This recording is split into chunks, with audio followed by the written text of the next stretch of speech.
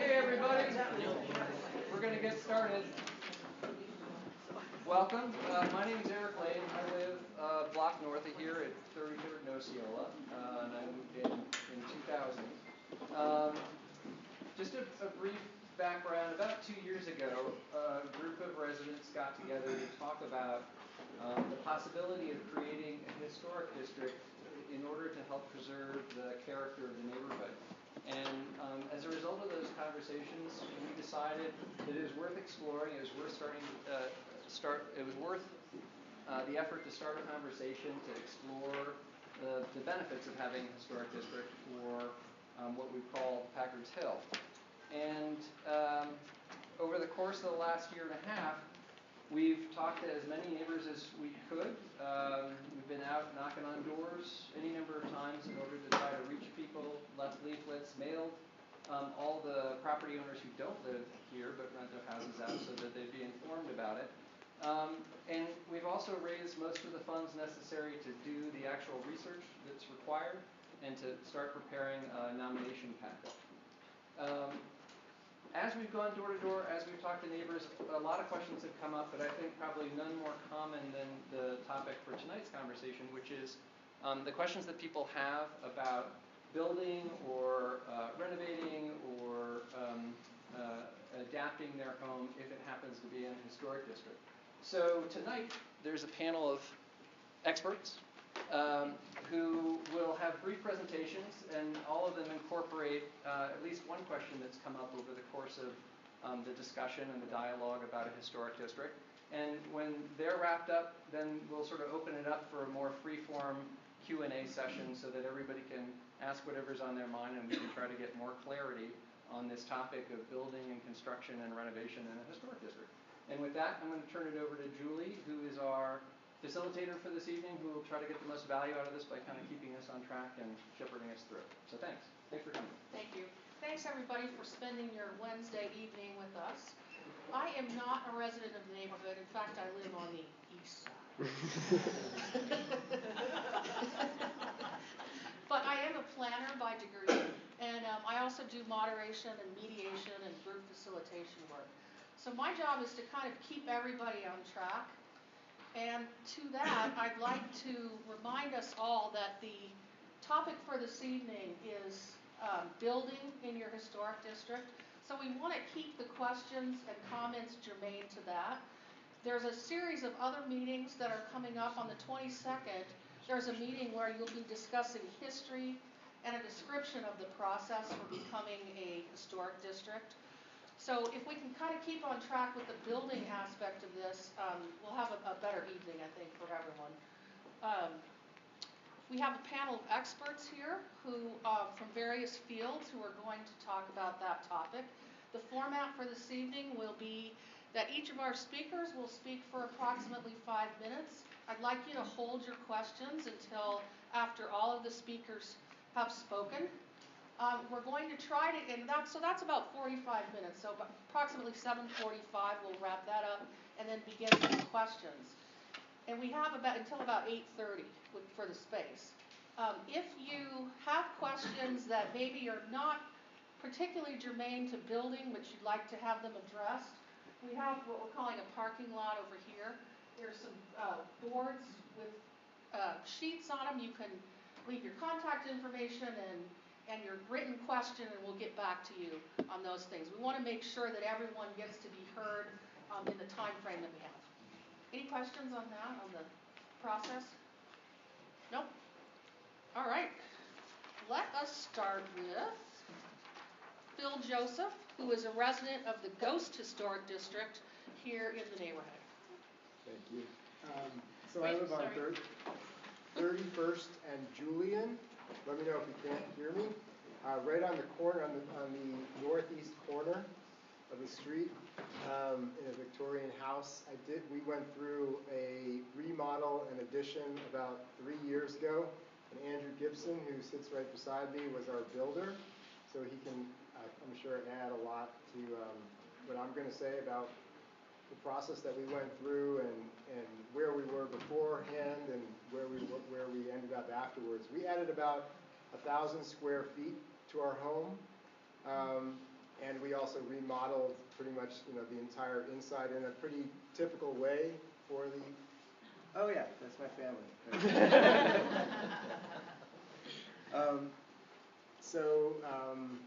What else can I tell you? At the very beginning of the process, I would say my wife and I were a little bit wary about historic district status for some of the obvious reasons that we wanted to do a remodel. We didn't want to have to deal with a lot of the obstacles. And then there are some philosophical issues, I think, that also came into play for us. Just, coming from, we moved here from New York City, and we've always been advocates of change and openness to new ideas and new styles and new people, and that is, I think we all feel like that is what adds vitality to a neighborhood, and that is why we chose this neighborhood to begin with. I think at the end of the process, we were pretty clear that the oversight that is being done in Denver is being done in a really thoughtful way with a lot of the care that we would expect, being people who chose to live in a city neighborhood. So we were happy with the process. We were happy with the fact that it's a historic preservation district. I think, it's really nice for our kids to grow up with a sense of continuity and stability that you get when the character of the neighborhood remains somewhat consistent over time. At the end of the process, I think we really came to support the historic district. Do you want to show some pictures of your house before and after? Yeah. Yeah, so that was the outhouse that Andrew used. Part of the improvements. Yeah, so that's the east side of our house. When we started the process in the fall of 2013. So we go on to the next slide, and that's a recent picture. It's not, the shadows obscure a little bit, but you can see the addition. That's a better picture of the addition on the east side of the house. One thing I will say that was really wonderful was working with Andrew. Square Root is just a small company that's located in the Highlands that really understands the neighborhood and cares about it. They were able to work with us, and I think you can sort of see that the addition is really consistent with the character of the house. It was something that we cared about and he cared about too. So we did it in a really cost-effective way, and I think it was. I'll say this: Andrew's bid was, it was in keeping, conforming with historic preservation, and at the same time way below the bids that we were getting from bigger firms. So. Yeah. That's the garage. And so again, you can sort of see that it's consistent with the character of the house. Thank you. Mm-hmm. Philip, did you have a question that you were going to answer? Or? Question. I'll go ahead and read it. I'm sorry. Did my insurance rates? No, I'm sorry. Yeah. Yes, about the insurance rates. So our insurance rates went up nominally. They were not affected hugely by the historic district status. I think it was about $100 basically for a year. That was a question that came from you all, the residents, before the meeting. So each panel member will have a question that they'll be responding to. Yes? Was that $100 because of the historic district, or was it because you increased the size of your home? No, it went up more than $100 for increasing the size of the home. Okay. But when I look back at my files for, I think it was 2010, 2011, there was a slight increase. Which I may not have been because of the historic district. I don't know. Okay. But I think that's why. Andrew. Can I say one more thing? I'm sorry. About the insurance. There's also some insurance companies that won't insure inside of, and I haven't done enough research on it. But there are some insurance companies that won't insure within a historic district. It's generally, and I'm John Olson. I'll get to it a second, but we've heard this before. It's generally not the companies themselves, although there might be some small ones that don't. It's usually the agents that just aren't used to those particular types of houses. There is no real reason why your rates should go up, because there's nothing from a standpoint. Yes? If I can just interject, Yeah. I haven't gotten a quote from my agent yet, Mm-hmm. but he did get back to me today that the valuation without the replacement of my house would go up 78%. And again, it depends agent to agent. This is State Farm. I know, and I have state. Different agent?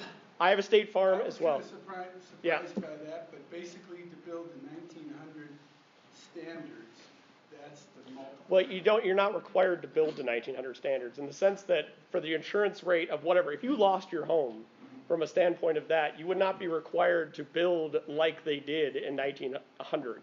You would be required to build the type of, massing and shape of the home, but you would not be required to do that. So what a lot of insurance companies are getting, and I will try not to get into a huge tangent about this, but I know that this is a question a lot of people have, is that there is confusion about whether it's a museum type, replacement versus just a homeowner's insurance policy. I'm with Historic Denver, we own the Molly Brown house. We have museum type a policy on that house because, of course, we're trying to keep it exactly as it was. It's an 1889 house. We have it to a period of 1910. So from that standpoint, everything has to be exactly as that. But from an insurance policy, whether you're in a historic district or not, your insurance rates are based on the house you have. So, and where you're located in terms of, crime and other statistics like that. It's not really based on historic nature or not. We've had some agents, which, is too bad that they get really nervous about that and they start putting in numbers that don't need to be that way. I have State Farm with a different agent. I don't live in the Potter Highlands district anymore, but I lived in the Potter Highlands district for 10 years, and my insurance rates did not go up a dime from that standpoint. Yeah, I can add a little clarification. Mm-hmm. I've done a little bit of research and talked with my agent about this. There are essentially, as you're suggesting, boxes you can check when they're writing your policy. One of those is called ordinance protection, which I believe covers changes in the building code over time. And the other is for the historic coverage you're talking about. My understanding is that they won't replace the millwork in your home or the bric-a-brac on the outside, things like that. So if you don't have that coverage, it doesn't go back. It doesn't go back from that standpoint, but and we don't want to get into an entire complicated insurance conversation because there are gradations for how much you're losing. If you have a policy that's not a historic rider on it, you can still get your millwork done if it's only a little bit of damage to it. But we're saying like total loss type coverage, yes. If you have total loss and you don't have that, you're not going to have that exact house built back. But that doesn't mean that a house that won't be comparable can't be built in that area, which is what most people do anyway. Nobody's trying to recreate that existing policy. Let's move I on think to the next insurance can topic. go on And forever. if you'd like to wait until after the speakers, that'd be great, or you can go ahead and leave a written question. Okay. Thank you. Andrew. I am Andrew Gibson with Square Root Construction. We started our company in 2003. We're located here in the Highlands. We live here and we work here. We've done a lot of projects in the historic districts around here and around the city. So I'm just gonna, I think I'm here primarily to discuss what it's like as a builder, building in a historic district. So some of the common questions I get asked by customers are, does it add more time to a project? There is an additional layer of review at the beginning of a project by Landmark, and that typically adds a few weeks. There is a little bit more scrutiny at inspections, so when the zoning inspector comes out to look at your house, they are actually looking at the elevations that the architect has drawn, and your house needs to be built according to those elevations. But it's not onerous, it's just another thing that they look at when they're coming out to check your house. The biggest thing that can add a ton of time to your project is if you deviate from your plans and build something that is not drawn on your plans. So if you have an elevation of your house and you decide to remove a window or change the look of a door or a window or do something different like that and you don't check first with Landmark, that can be a problem and that can add a lot of time to your project. So sort of the lesson with that is just make sure that you're checking with your architect and with Landmark before you have your contractor make changes. And the other thing I've noticed is that if you're using the design guidelines and you're using an architect that is familiar with the building process through Landmark, it goes a lot smoother. If you hire an architect that has never been through the process before, I'm not saying that can't be done and that won't be successful, but it could take longer with someone who is learning the process rather than with someone who has been through it before. Yeah, so just a few weeks up front typically for the permitting process. Cost is another big question. Is it going to cost a lot more to build my project in a historic district? And usually cost on projects is driven by detail and materials. And Landmark does not specifically require that you duplicate the ornate detail that you might see on your Victorian. The design guidelines are a little looser than that. They're more about keeping in spirit with the district. But being in a historic district, I haven't found necessarily adds a lot of cost to the project itself. And my key question here was, I've actually never run across that where we've been pressured by Landmark to build just dormers. We've done pop tops and additions and lots of extensive work on historic houses. I've never been told by Landmark that you should just do dormers. Here's just a couple of examples. That's an addition we did in Country Club. Old on the left, new on the right. That's a pop top we did on 7th Ave. Kind of a Tudor style. That's a project we've actually just completed. That project. It's over on the corner of 35th and Clay. That's an easy one to drive by. And that blue addition in the rear is the addition to the house. And it was actually sided in lap siding with cedar shingles up in the dormers. What's lap siding? Lap siding is just that traditional horizontal siding that you'll see on houses all over town. Usually the reveal on it is the important thing in a historic district. They will have some input about how far apart the spaces are in the lap siding. This is Phil's house. Better picture, yeah. So there's that new little pantry there in front, and the garage is new, and then the old right behind it. In time, the mortar on the new work will match the old, but it's just been there for 100 years, so it's kind of dirty. That's the new dormer that we built. We salvaged some stone from Mendoza used brick and used that for the sills. That's a project over on 30th. That's a good one too. So this is just an addition off the back of a house with a 3-car attached garage and a studio. The husband is an artist, so he needed some space there. But again, that's different materials. You can kind of see the mimicking of the soffit and the fascia, but it's a brick house with lap siding addition.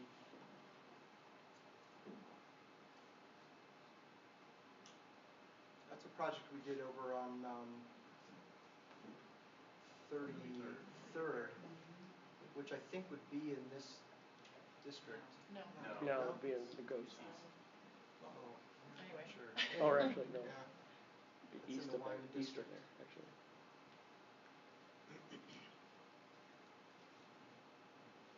The yoga studio in Old Town Arvada. But you can apply to commercial projects as well, just depends. That's about it. Thank you, Andrew. Let's hear from Betty Luce now. I have a question first for Andrew here. Oh, yeah. So if you're replacing windows throughout, what process do you have to go through as far as you need an architect? What do you need to present to the Land Preservation Committee? Actually, let's hold questions until all the speakers have spoken, because that way everyone will know where to address questions. All right, yeah. Yeah, that'd be great. Sorry Thanks, about Andrew. Hi, well, I've been asked to look up the comparisons of property values in historic districts versus districts that have not been designated. So we do this from time to time, and I think all of you are very familiar with the real estate market right now being what it is. It's really not an ideal market in which to do this kind of work. I wish that I had the resources or I probably could have gone down to the assessor's office. I think almost assessed valuation is a little bit more realistic way to look at it these days, because this market is moving so fast. It's so heated up, as you know. There's been a real shortage of inventory, so we haven't had nearly the number of sales. Usually statistics are driven, the more numbers you have, the more accurate your statistics are.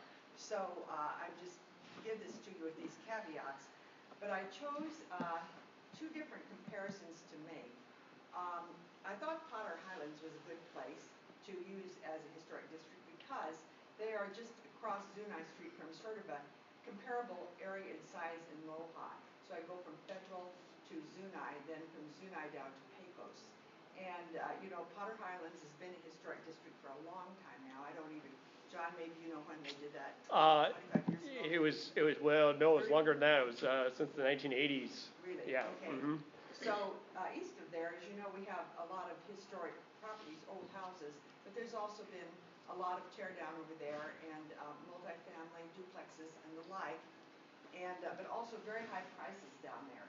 As you know, it's a very hot area.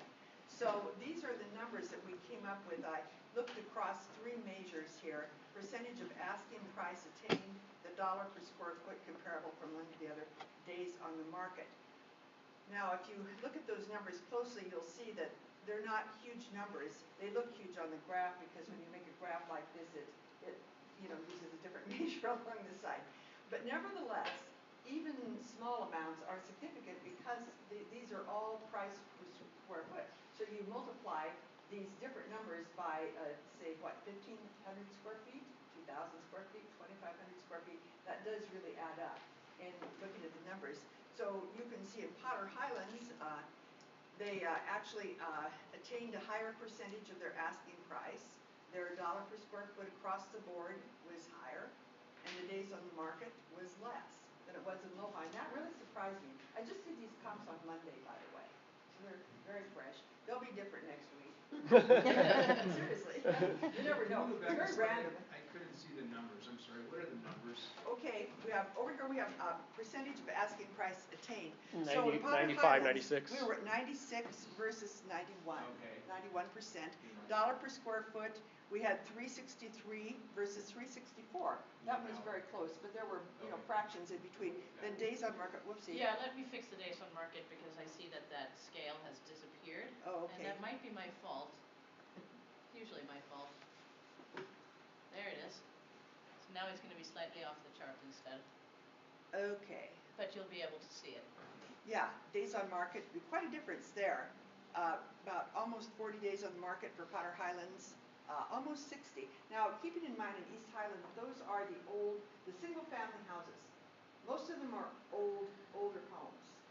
So some of them have been restored, some of them have not been restored. These are all houses that were, they're single-family, no duplexes. I didn't attach any year of construction to them because I didn't, think that made much difference. But I just thought it was very interesting to see over there what you have. Let's go to now, this one is Wolf Place. I did a second one, Wolf Place, existing historic district, which is about 10 years old, I think, 9 or 10 years old, something like that. versus a proposed Packard Hill. So the, let's see, this is percentage of asking price. I must have put a dollar sign instead of percent, I don't know. Sorry about that. Almost 96, 95 point, looks like about 7 versus 94 point, about 3 or 4. So a little difference. It's not much, but as I said, when you get into the large dollars that you have, it does add up. Dollar per square foot, again, higher. Sorry, I apologize for standing in front of you. One of you back here. I think I can see if I squint. We can coach you. Okay, Wolf Place is about 373. Packard Hill, about 358. Mm-hmm. Okay, days on market, Wolf Place, a little under 29. Packard Hill, 32. Again, those aren't big numbers, but you know, they're differences. I don't think they approach necessarily significance. You know, if you were doing a big statistical analysis, but when it's your house and your property and you're looking to maximize the value, every dollar does make a difference. And I just wrote down some thoughts here, and this is based on my own experience. I've been a realtor with nostalgic homes for 16 years, and I've lived in this neighborhood since '90. But I have been an old house lover really my whole life, and did my first ridiculous renovation of a Victorian when I was about 26 years old, and I can assure you that was an adventure. I bought it at a sheriff's sale for $7,000. Anyway, but this is what people say to me, and you know, I get people all the time. Why do people want to buy a home in a historic district? And many of these things apply across the board in Northwest Denver. They bring a love of old houses to the process. Many of them come, they're interested in neighborhood history. I get a lot of questions about what's gone on here in the past. They want to know about the old houses, and it's a fascinating neighborhood to live in. They believe that there is instant status in being part of a neighborhood with character and a sense of the past. I get that a lot too. It's very special when you tell them a house is in a historic district and they go, oh, for the most part, people are drawn to that. They want the assurance that their investment in the neighborhood will not be devalued secondary to the construction of a supersized structure next door. Several elements to this caution: loss of privacy, loss of light, and loss of neighborhood charm and character. And people ask me about that all the time. They are looking to collaborate with community homeowners who take pride in their property, do a good job of maintaining the house and landscape. Most of them, a lot of them anyway, not all of them, I tell everyone that help is available from Historic Denver, the City and County of Denver, and through state tax credits for rehabilitation of historic properties, and that is significant. And then they want to buy in an area that is relatively stable in times of housing and financial market crashes. And I will tell you that about this neighborhood, all the while through 2007, 2008, all through that time. I think our neighborhood was one of the few in the city that really did not appreciate it all. I think we appreciated about 1 percentage point through those years, which was amazing. There was a lot less business. It was a lot harder to buy and sell real estate. A lot of people couldn't get loans. You know, a lot of people had trouble. But still, our houses did not lose value. So I think, you know, I feel that the more that we can do in our neighborhood, not only just in places that are designated historic districts, but the neighborhood as a whole, to maintain the charm of this neighborhood, you just have to know that's why people move here. They're very drawn to our neighborhood centers, to shopping, they think it's just, I know that's what drew us here. My husband loved it. He said it reminded him of the neighborhood he grew up in Chicago. So there you have it, you know. So I'm available for questions at the end. Was there one question that you were going to respond to as a fact, Betty? It was, do you know anyone who's used the tax credits and for what kind of project or maintenance? Well, I've got one going on right now. My client Steve Davis has, bought the Bosler house, and he has gotten a historic state fund grant. Now this isn't the tax. He would probably be doing he'll probably do the tax credit too. But he got a preservation grant to do the windows. They haven't been done yet. That is very significant. I should tell you for the most part that they don't give the state historic fund grants to private residential projects. just so don't get your hopes up about that, I didn't mean to mention it. The only reason they did on this one, because it was an enormous project. I think the cost of its windows is, do you know right off, John, 150 or something? Yeah, it's actually, I think it's $160,000, so yeah. Yeah, It's just for the windows. quite significant, but it's I think it's they're- every single window. Yeah, and how many windows in the house, like 20 some? It's Well, quite unbelievable. it's actually more than that. And there are no two alike, you know.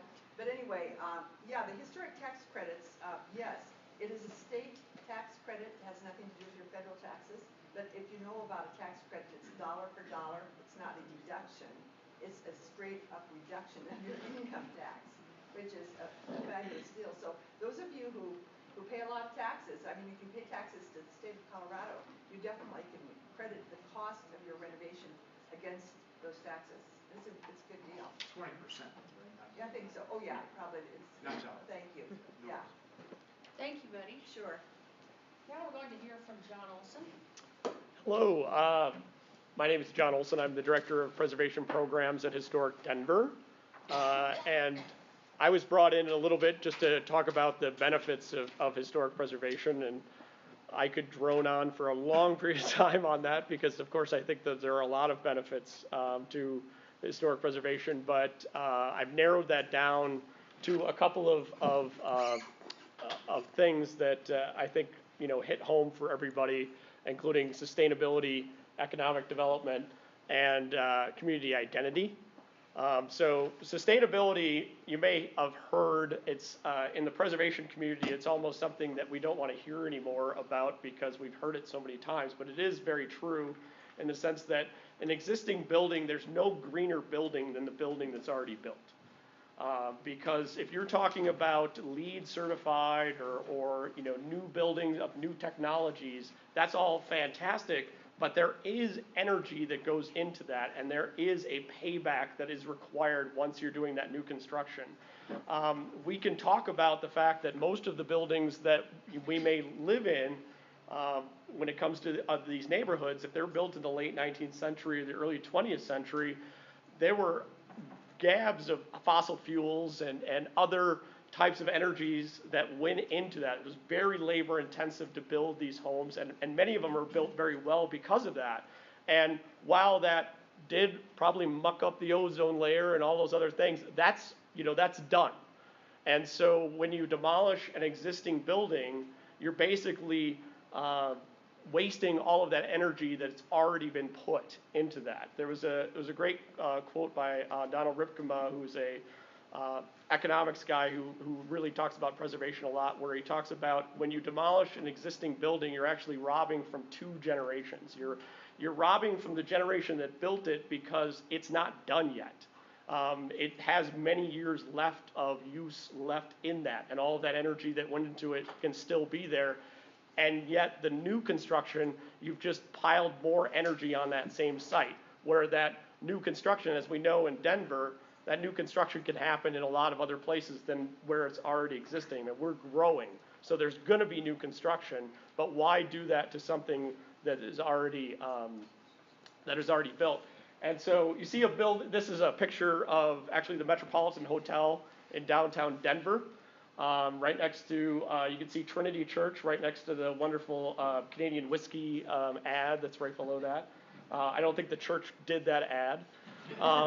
But this building was demolished, and there was a parking lot there for 30 years, and we just have a building now that's been built in that spot. So usually when you're demolishing a building like this, it's just a lot of waste from that standpoint, and it's been determined that if you demolish a building like this, or actually not even a building like this, but a building about half this size, you're wasting about 39 rail cars of material.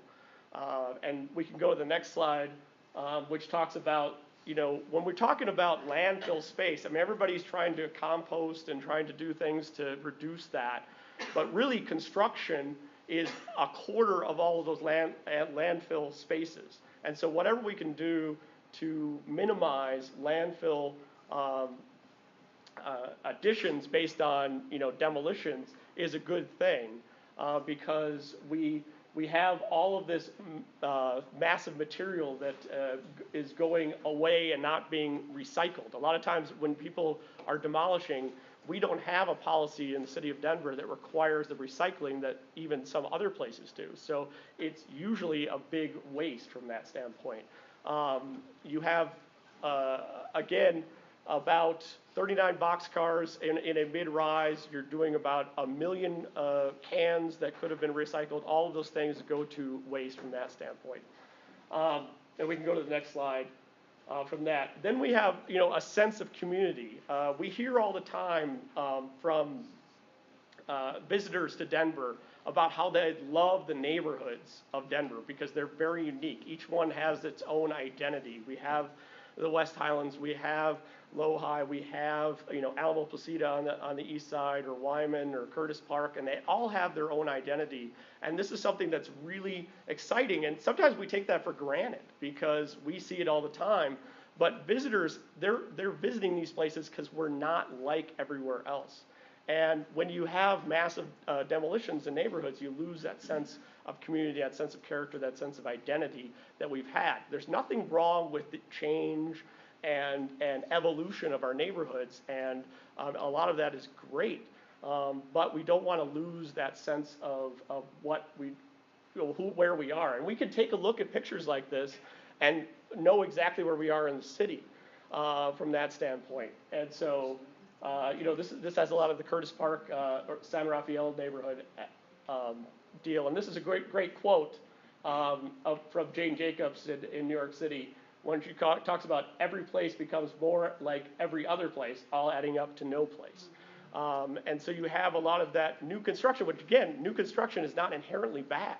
And of course, we all want the best quality of that. But we have such quality we already have.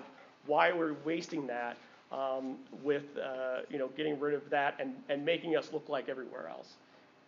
So the sense of community is very high, as well as economic development. We can go to the next slide as well. Economic impact is really big for historic preservation in general, and sort of from the 30,000 foot level, just with having renovation over new construction, you're keeping a lot of that money local, because more of that money has to go into labor, has to go into companies like Square Root or anybody who's doing that type of labor, as opposed to getting new materials that are probably all coming from out of state or from out of the country. I mean, that is money, that is economic push, but it's usually going somewhere else. Whereas in historic preservation and in renovation of existing properties, what you're doing is you're paying somebody local to do that work, and you're keeping all that money local, and it does everybody that much better. There's been studies that have been done by the state of Colorado to show the dollar factors in the economic impact study report of 2011. I think it's also a redo in 2015.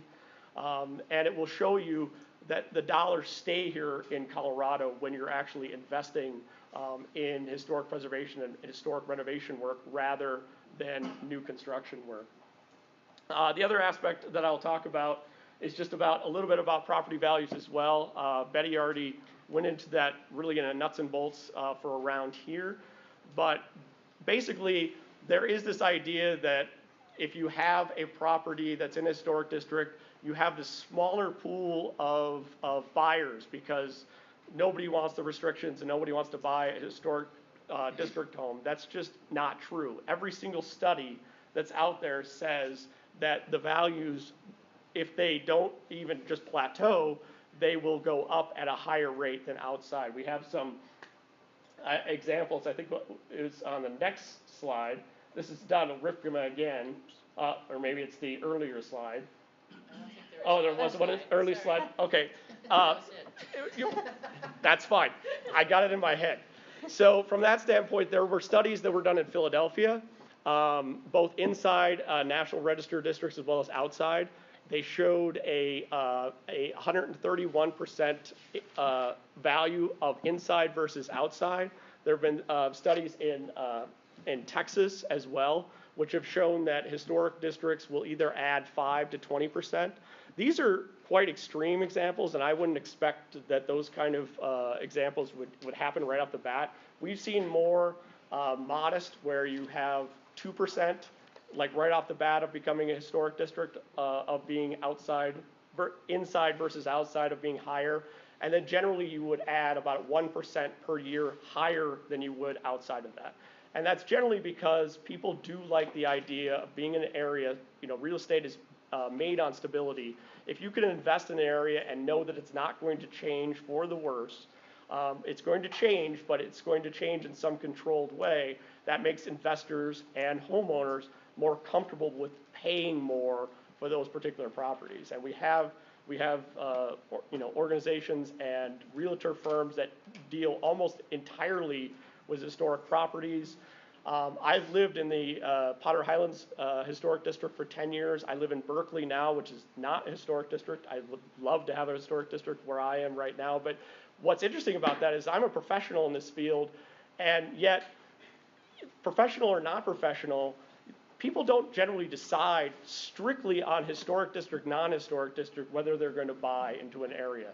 They will buy based on the feeling of stability, the area that's friendly, obviously crime rates, all those other things are factors. And so this idea that just because there's a historic district makes people shy away and go elsewhere is just really not true. It's again, we've had no indications that that would be the case, and more often than not, it's that they will actually go in there more likely than they will not. Sean, thank you very much. Yes, sorry. And I did have a question. Yes. I was just talking, by the way, before this, and I said, it takes me about 5 minutes to even introduce myself and my name. So to give me 5 minutes is like a death knell to me. So that's right, yes. And now I have to go to questions. So luckily they're going to keep me shorter. But one of the questions I had in terms of just the logistics of this particular proposed district was why didn't it go any further? Right now it's from 32nd to 35th, and why didn't it go up to 38th? The historic plat of Packard's Hill went right here. It was actually more right around Highland Square and right to the northwest of Highland Square. And then there was an addition called Highland Place, which went up to 35th. So it's just a natural break for that to happen. Historically, that's when the development happened. And it's also something that's a little bit more doable from a political sense and from a survey sense, that you keep it around 200 properties. It makes it a lot easier to be able to do that. So that's the reason why it hasn't been extended anywhere else. But I can certainly answer questions about that and some other things later. Thanks. Let's hear from Kara. So my name is Kara Hahn. I'm a senior city planner with Landmark Preservation in Community Planning and Development. And so if you are going through design review, it'd be my office that you're going through. So the City Council passed Landmark Ordinance in 1967. Nationwide, it was passed in 1966. So we're right at the 50-year mark, and we were a pretty early city to go through this. When City Council passed it, they said, "It is the sense of the council that the economic, cultural, and aesthetic standing of the city cannot be maintained or enhanced by disregarding the historic, architectural, and geographic heritage of the city." So from 1967 till now, we've been doing historic preservation. There are currently 336 individual landmarks, 52 historic districts. The individual landmarks in the historic districts comprise about 6,600 buildings, primary buildings, and there are about 160,000 primary buildings within the city and county of Denver. If you go through something for design review, can we go back one? Did I get that wrong? Sorry. That's okay. So if you're going for the design review and you are in a historic district, here are design guidelines. I brought a display copy for anyone to look at. They are also available on our website in an electronic version. If a property is designated, it's designated as is. There's no requirements to improve it, restore it, to do it to anything. You buy your house or you have your house. We're not going to require you to do anything. The idea is just to preserve the historic character of the neighborhood. If you are doing something and you have to go through design review, it's only on the exterior of the house and if it's tied to a building or zoning permit. There's no review on the interior, there's no review of your paint colors, there's no review of your general maintenance. The idea isn't that your building is frozen in time, it goes through an objective review process. How about your landscaping? Fencing? Anything, I will get to that in just a second actually. If the only thing is, if you have a contributing or historic building within the historic district, the demolition is highly discouraged of that historic building. If you have a building that's in this proposed district and it was built in 1982, that building could be demolished, but the replacement would have to be approved through the historic district. So here are our design guidelines. So these are just a couple of examples of what they look like. They address a wide range of topics, mainly with the preservation of the historic material. Fences and retaining walls are things that would be reviewed by us.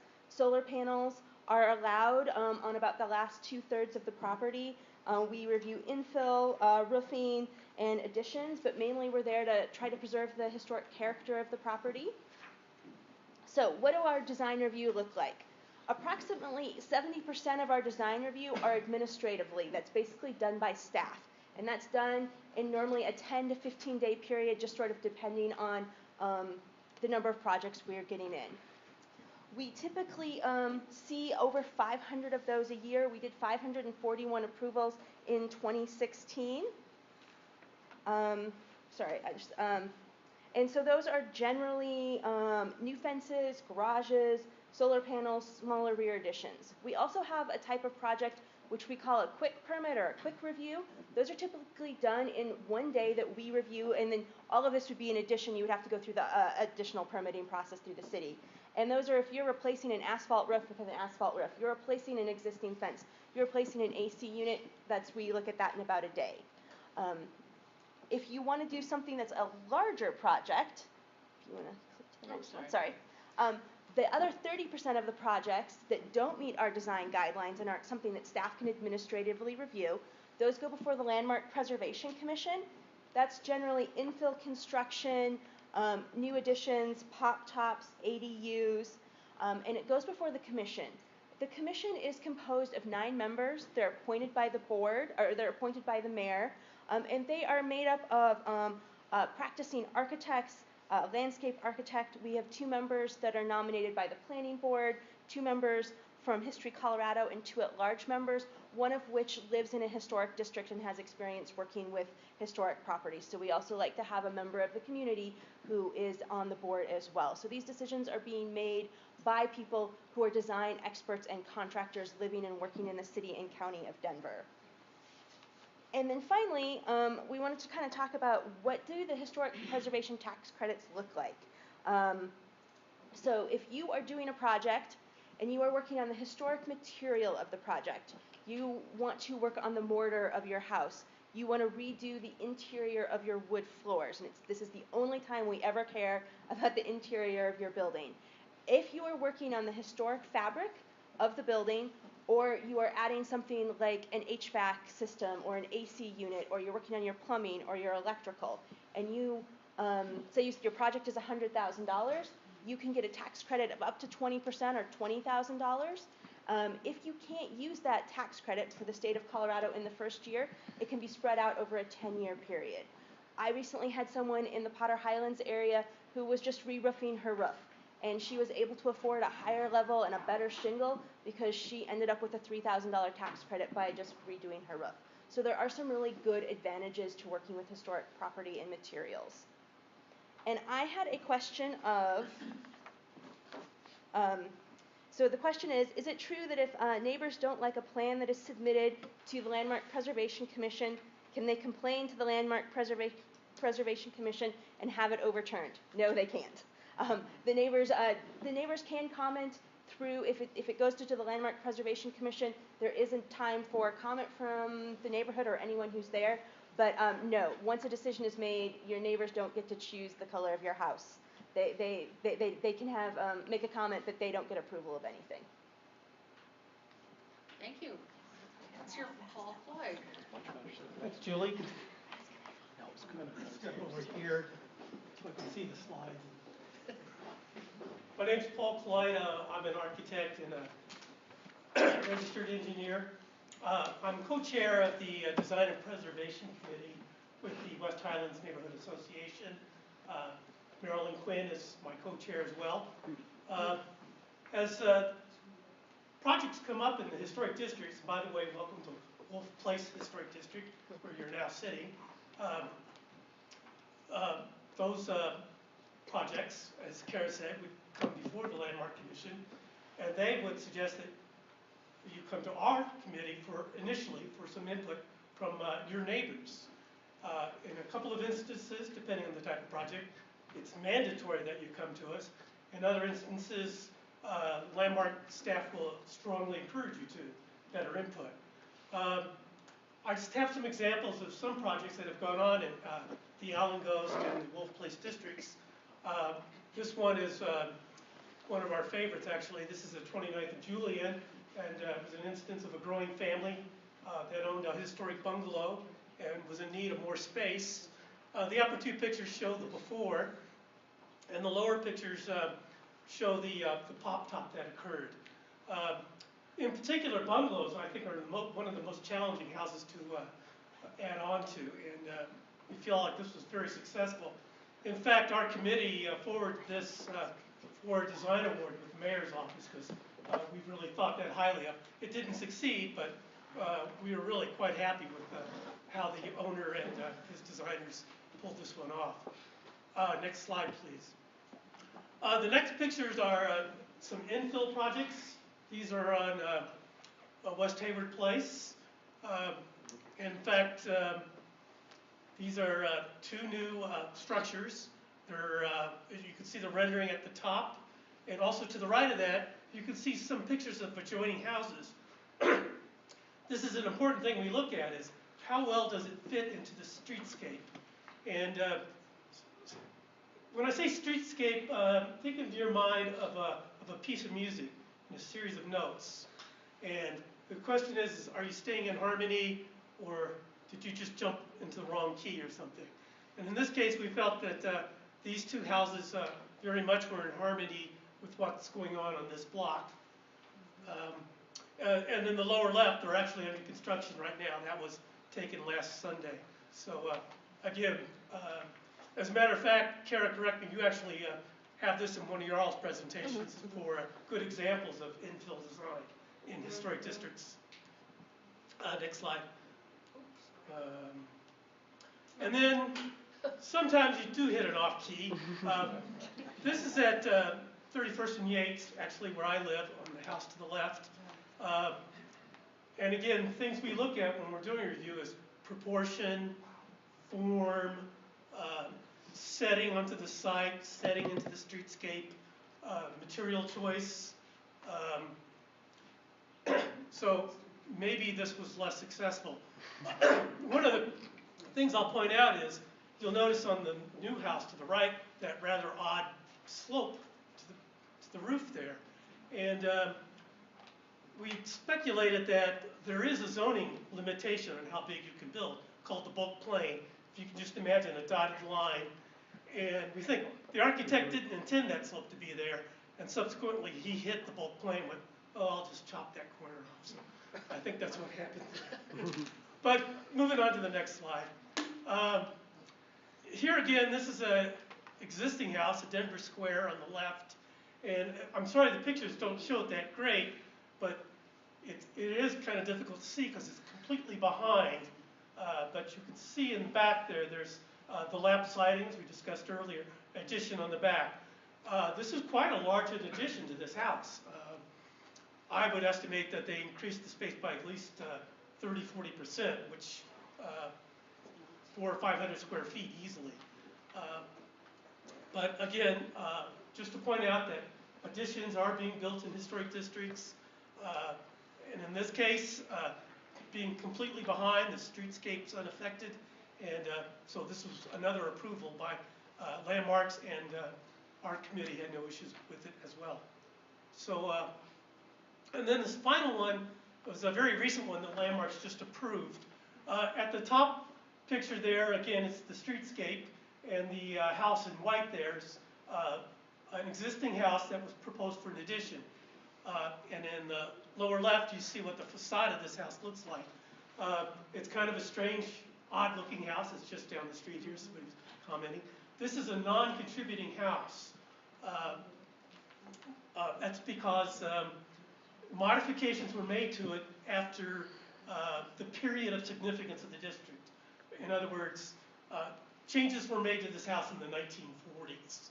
It was originally built in the early 1900s, but the second floor and the pitched roof was added, chimney was added, and there was a need to demonstrate to Landmark that it's when you consider this addition, you need to consider it as you would under new construction criteria, because this is not a contributing house. And because of that, there was some more flexibility. So the new addition does extend into the side yard. There's a new garage in the back that we looked at. And we worked closely with the owner on this, and were able to write a letter of support to get this approved by Landmark. And I guess our concern here was this house doesn't really, it's not contributing, but what should the addition look like? Well, our feeling was the least impact to the streetscape would be match the house as best you can that's there, and that's the best way to blend it in. And Landmarks Commission, I think, may disagree with us, but we also thought that the addition of a small open front porch would also help with the compatibility, because you'll notice along the streetscape, many of the other houses also have open front porches or enclosed porches, but they were there historically. So this is just some examples of what's going on in Allen and Ghost, and what our role as the Design and Preservation Committee do. And we feel like these guidelines are very helpful for all parties in maintaining the character of our neighborhood. Did you have a question? I did have a question. So I've heard there's a list of contractors approved to do work in historic districts. Where can I find that? How can I get on that? There is no approved list. What we do have in Denver is Historic Denver, John's group, has a resource, a list of contractors that have done work, and that contractors, designers, suppliers that know the routine. And through Historic Denver, you can get that list. And if you go to Historic Denver's website, if you're a contractor, there's also an application form. You can find that there. I have a few handouts if you're interested in that information. So thank you. Thank you. Last but not least, we're going to hear from Tim. Hi, I'm Tim Burse. I'm an architect. I live in Highland, which is your neighborhood to the east. So for those of you in West Highland, we're the folks on the other side of Federal, and part of our neighborhood now is referred to as Low-High, but Highland actually goes all the way from the Platte River to Federal, and from 38th down to Spear Boulevard and 29th Avenue. I've lived in Highland for about 35 years, in an 1886 Victorian, and I've chaired the Land Use Committee for Highland United Neighbors, Inc., Honey, for probably about 30 years now. So, somehow, I've been there a long time. So I wanted to talk about a few things here, and so it really started out with questions. So, the first one is, are these my questions? I think so.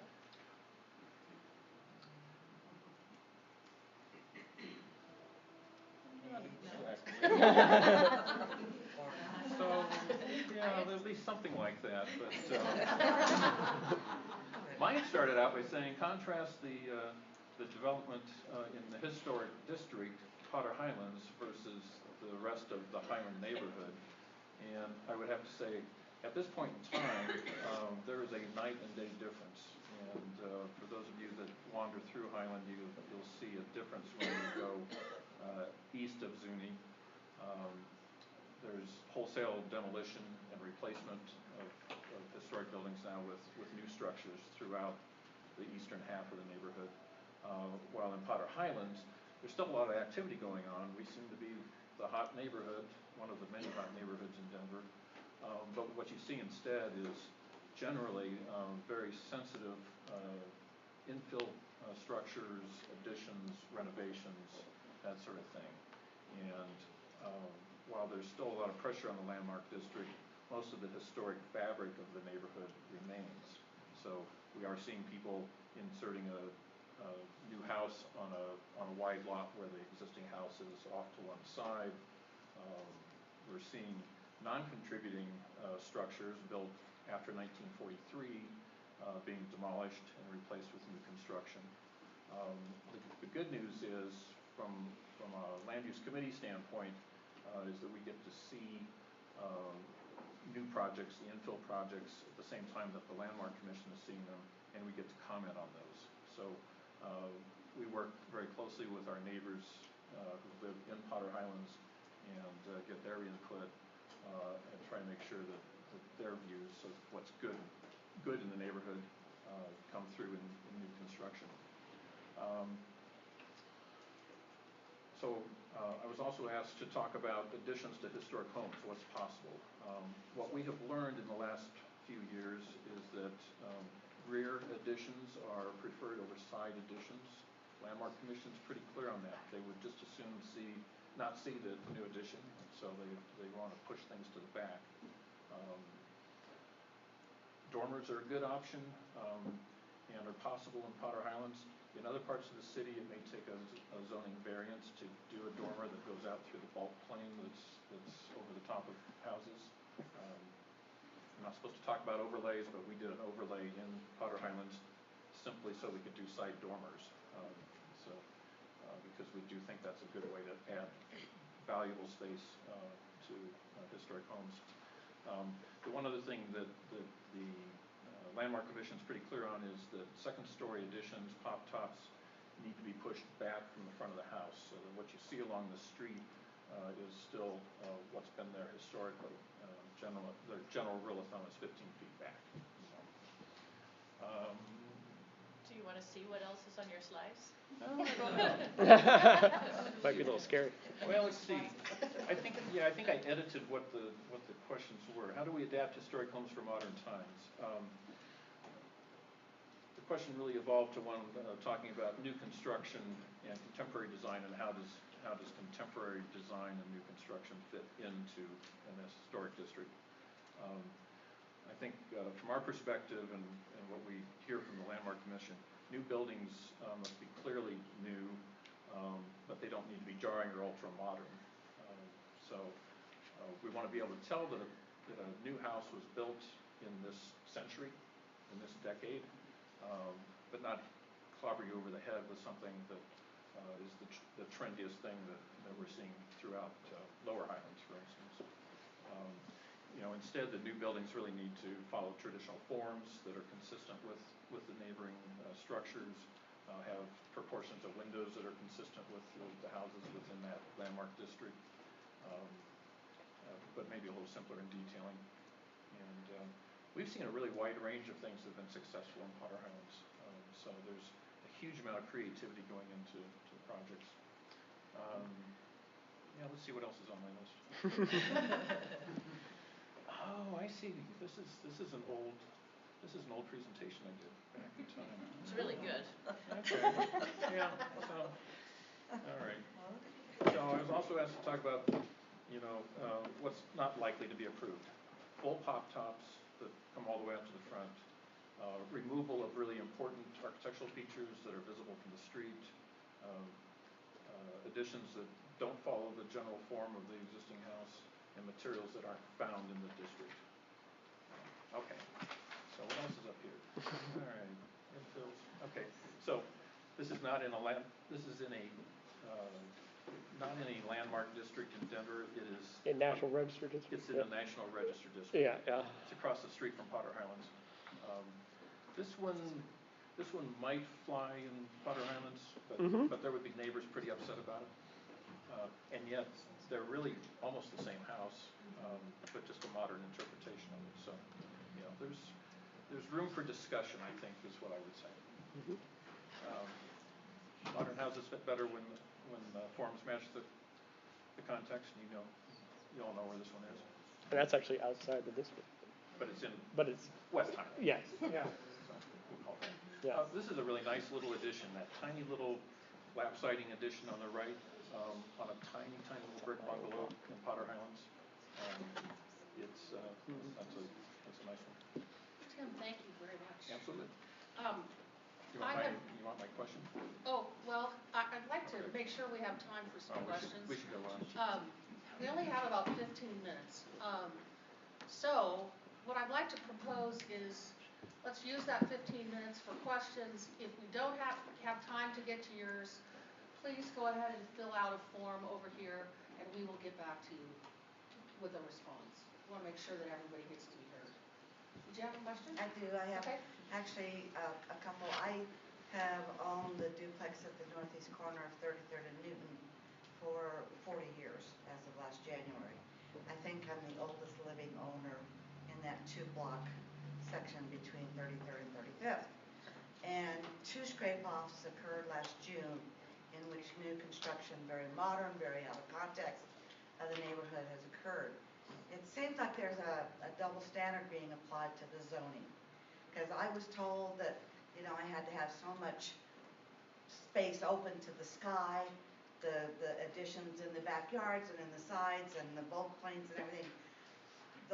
The zoning that was applied to me that restricted me from doing certain things doesn't seem to be applied to the new construction.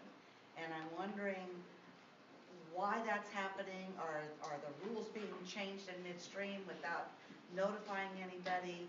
I don't know if the Highlands United is, I think we're in Highlands United from this.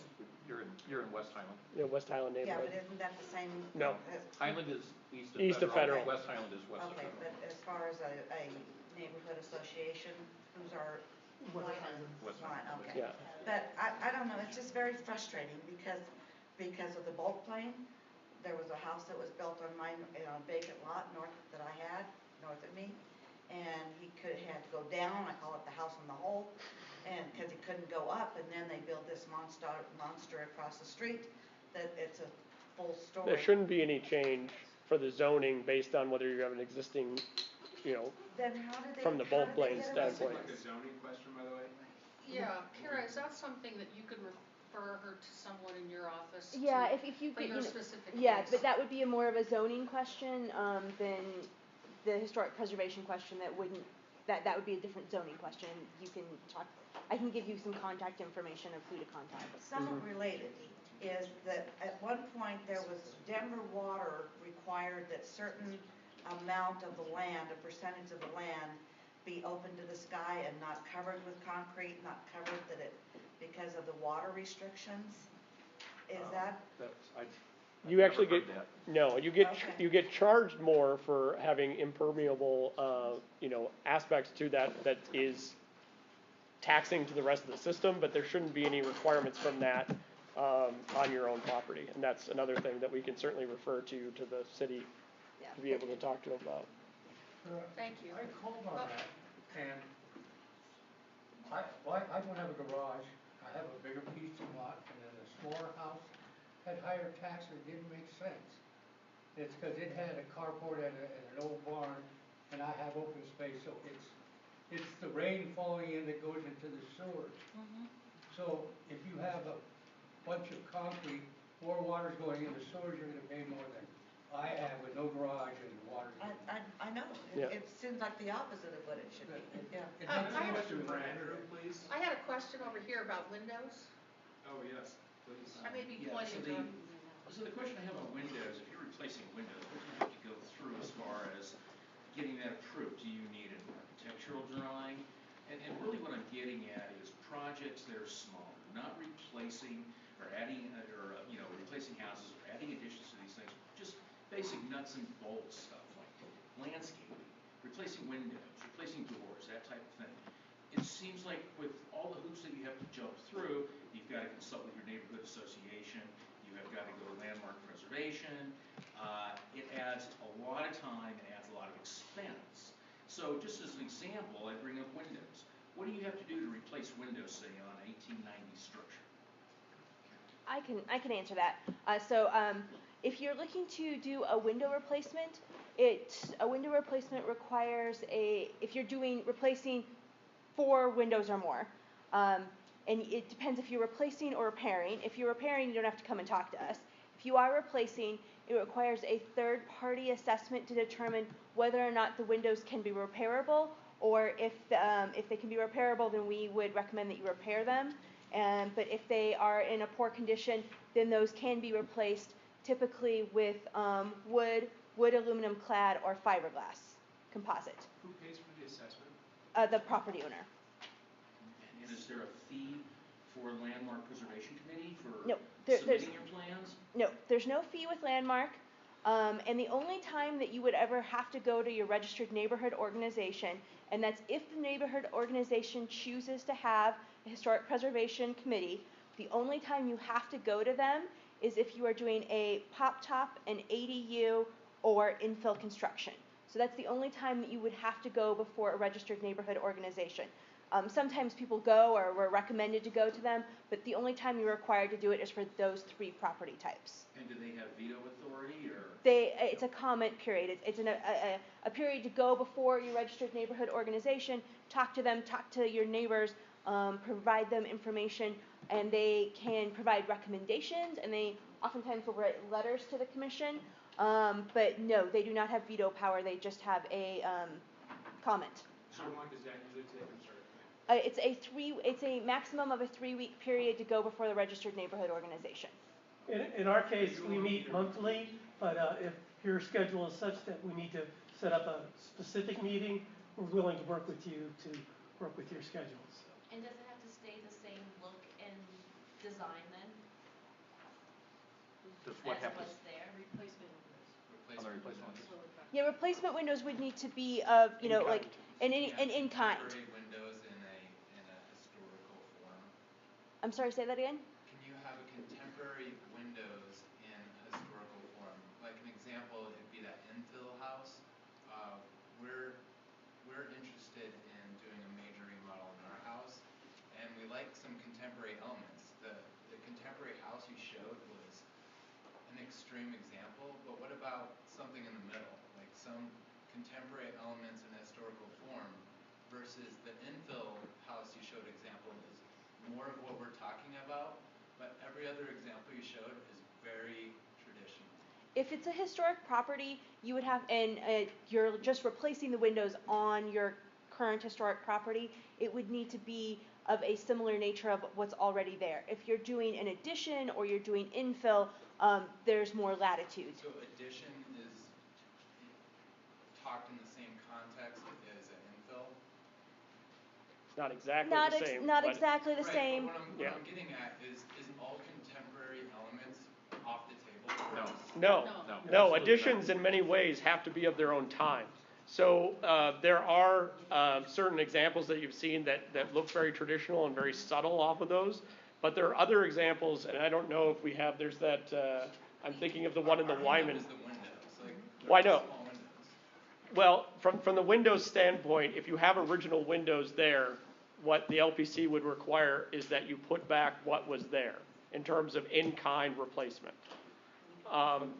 In terms of an addition, then the windows could be of its own time in terms of they would have could have a very contemporary aspect. I mean, the idea is to keep the historic nature of the neighborhood intact. I understand that, but it's also dictating a level of taste to us versus, we've owned our home for 15 years. Mm-hmm. And it seems like our design decisions have now been completely taken away from us. We've been working on these designs and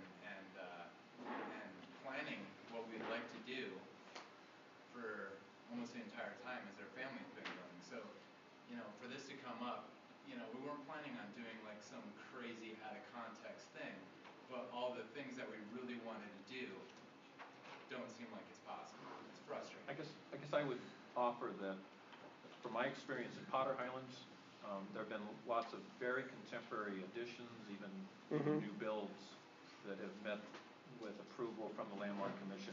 Is there any way to get a list of those?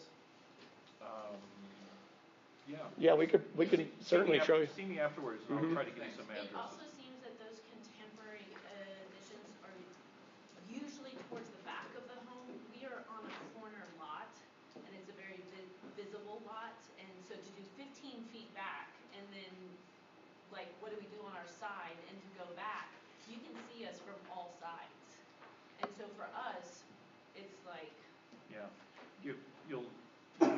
talk with the Landmark Commission staff, like Kara here, to get their opinions on that. And we would recommend if you have comments like that and you have like kind of a bigger, you're gonna do like a bigger edition or something, we recommend, we have a really quick online form that gives a little bit of information, send us some photos and some brief sketches of what you're looking at, come and talk to us. We're happy to come and set up a time to meet with you. We don't want you to spend a lot of time designing with an architect and then it's not something that's buildable. So that's the other thing is we want to make this We've been doing that before this came up, so. And if you go through and get your plans logged in at permitting, anything that you want to do prior to this being designated and you get once you get a permit, go forth. It wouldn't matter. Basically, once you get the permit, if the historic designation came forward, you could do whatever you got your permit for. You wouldn't retroactively have to meet any of those requirements. I don't want to take any more time. I see a hand over here. Can houses that are not deemed contributing be scraped? Yes. Yes. And then the infill would have to go through review, but yes, they could be scraped. Give me some idea of what I can rebuild. Something that would be compatible with the neighborhood. And there's a lot of the photos that Tim showed would be something that would be compatible in the massing and scale with the neighborhood. I have not seen anything in the literature that would give me a clear idea of what my options might be. So the two infill houses I showed, one of those is sitting on the site of was a non-contributing house that was removed on Western Brick Place. Do you know the houses that were built at 31st right off of Irving, right behind the taco place, and it's across from the Lutheran Church and School? There's a strip of what, about five new houses. They're totally modern, but it's kind of interesting because you look at the roof lines and they just mimic the roof lines of everything else down the street. So that's the idea of building to scale, but they're totally modern. I want to see pictures. I would like to have a very clear idea of what I can replace my property with. I have a question on landscaping. Sure. Can we put raised beds, berms, Japanese gardens in our front yards? If it doesn't require a permit, it doesn't have to come to us. I noticed, I refer you to the design guidelines, I believe it's chapter 5, that refers all homes within the district to review for landscaping. It's more like hardscape in terms of what you're talking about, retaining walls, fences, those types of things. And those require a permit. Garrett, do you want to chime in on this stuff? Yeah, so describe a little bit more about what a fence approval process is like. How many people have to say yes? Is that quick? I mean, and what is the context in which a fence would be reviewed? So if you're putting in a rear fence, it needs to meet zoning, so it's typically 6 feet. And that would be something that would come into staff to take a look at. But typically, if you're putting in a rear cedar fence, that'll be a really fast turnaround. If you're putting in a fence in the front yard, it just has to be 4 feet and 50% open. Have you determined what properties are and are not contributing? That would be a question not for me. Yeah. Tom's right there. Tom.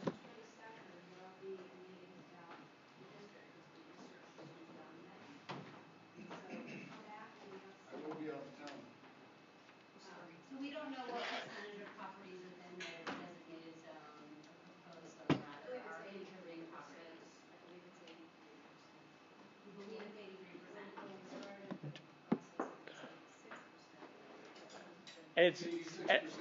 And it's generally the properties that are between, in the period of significance, that were built from 1886 to 1940. So you have come up with a list of properties that are or are not contributing. Did we publicize that list? When are we going to get it? It'll be part of the application. My understanding is that the application will be submitted by them, or very near to them. So we know there's 83% So you're really not properties, giving us but we much don't time know the list to. of the properties. Well, I mean, do you know when your property were built? Yes. When was it built? 1921. So it's probably a contributing building. Correct. Yeah, so then you know. Across the street from a major apartment building. Okay. When is the application going in? When is the application going in? Well, I can try to answer that question. So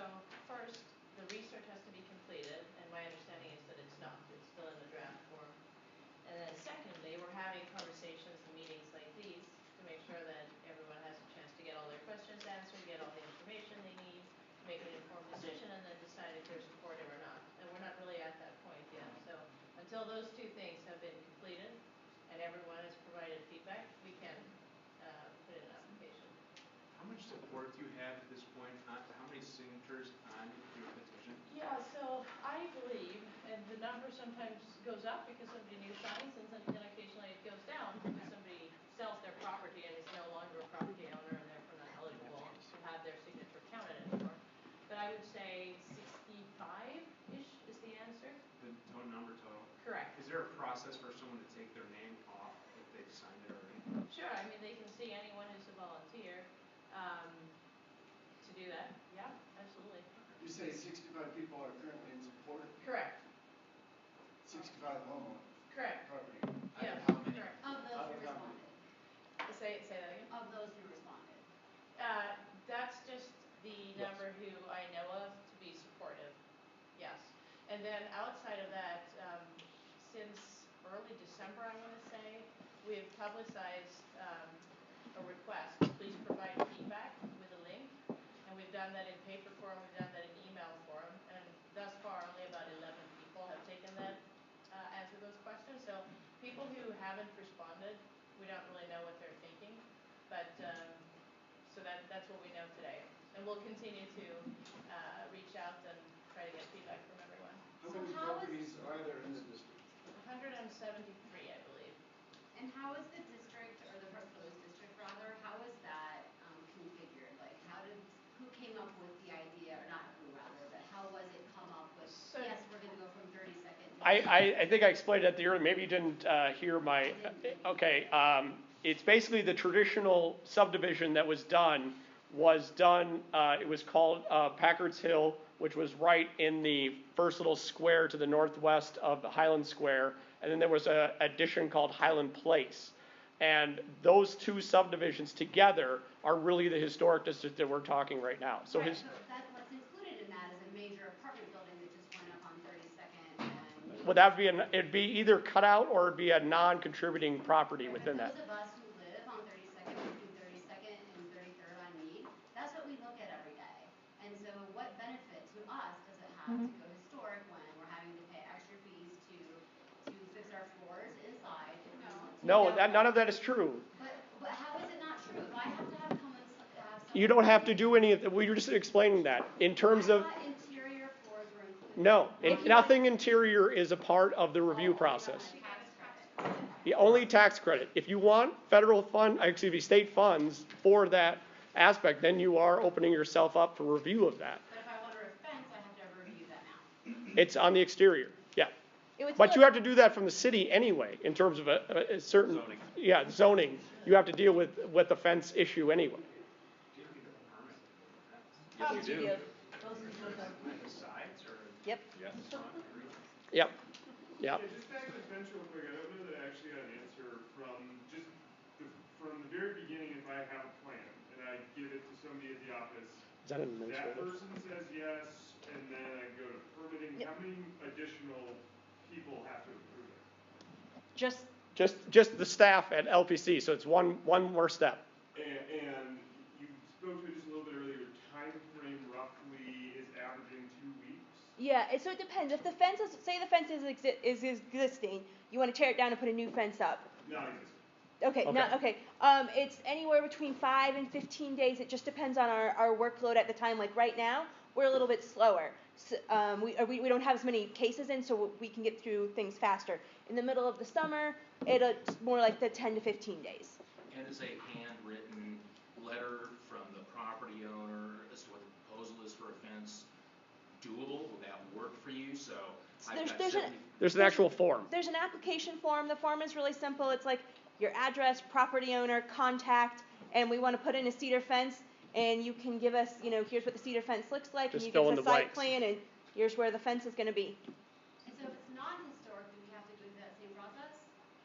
If your property is non-contributing, No, I mean if this fails and you still have to go and get a permit. You still have to get a permit for the new fence. Yes. But the design is not reviewed? It would have to meet with the building and zoning requirements. Yeah, the height limits. the normal denser Yes. requirement. Yes. does the site plan have to be professionally drawn? No. For a fence, no. I'm gonna, Will the ultimate decision be based on a simple majority of pro versus con? Administrative review will just be done by staff, so that's not a vote, from that standpoint. I'm talking about the district? Oh. The homeowners in the district? It'll be based on support, at city council. They will determine that from its out, but it won't be based on, excuse me, sir, can you just have me answer your question? I'm wanting an answer, yes or no. Will it be based on a simple majority? No. Thank you. What will All it right. be based on? I'm sorry, are you talking about whether or not you become a historic district? Okay. Yeah. Was that how you understood it? It will go forward, Okay, to city okay. council. Yeah. And city Okay. council would be the one who votes to determine whether or not a property is historic or not. And Regardless of the input of the community. the city council. That's not can- regardless, no. City council takes all of that into account. Yes. Okay, we have about Very much 5 so. minutes, Can I and so make I'd an like to, announcement? just a moment, please. There's a gray Nissan Xterra in the parking lot that's parallel to the garage that is blocking a choir member in. Is it here? You got it quick. Somebody could move it, the choir member would like to leave. Thank you. We have about 5 minutes, so I'd like to get back to the question specifically on building. Yes. I own a business in the vicinity that we're talking about. We haven't touched on that at all. All we're talking about is residences. How is this gonna impact my business? I have a home and another side lot, and I don't think that I feel really comfortable with people dictating how I'm going to build onto my property, or should I lease my property to somebody else? How they are going to need to build in accordance with this historic district. Marie, do you have a meeting on commercial properties, or do you have a? No, but we can address your Okay. questions one-on-one, because there are only so many commercial buildings, so happy to Right. answer any of your questions separately. Just Yeah, I don't know, has any of the other businesses come forward and, request meetings with everybody? Because, is there any way of, the businesses like myself opting out of this? Or is this encompassing all residences, including businesses? So, yes. Because it severely will impact my business. Well, let's find out what your specific questions are, and we'll try to address those, just because they might be different from homeowners. So let's talk afterwards. I'm sure they are very Right, different than let's homeowners. figure out what they are, and let's figure out how to get your answers to those. Okay, I can take about 2 more questions. Yes. This is for Landmark. Has there ever been a project that was, I'll just read what I wrote. Is it possible in a historic district to remodel a bungalow into, say, like a story and a half Victorian? Even if there's precedent on the block that there's, multiple story and a half Victorians.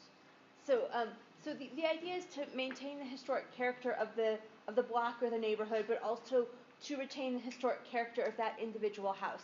So if you wanted to do an addition to a bungalow, you could do an addition to the bungalow, but we would likely say that it would need to retain the character of the bungalow house without trying to make it look like the Queen Anne next door.